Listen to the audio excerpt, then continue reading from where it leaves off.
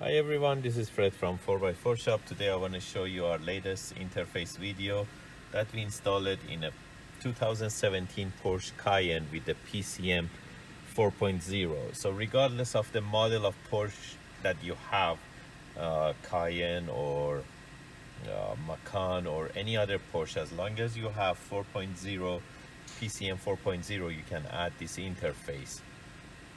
And you can add Apple CarPlay, Android Auto. Apple CarPlay is wireless. Right now it's connected to this iPhone, and USB multimedia that you can play video. So you can use the knob to control the CarPlay, or you can use the touch screen. So either or, it works perfectly fine.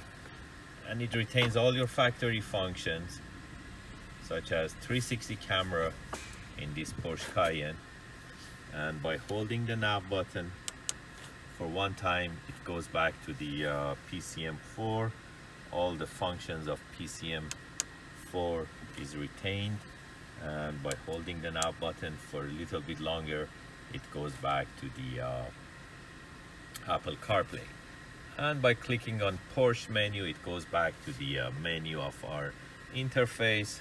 And as I said, you can play multimedia. Right now we can play video.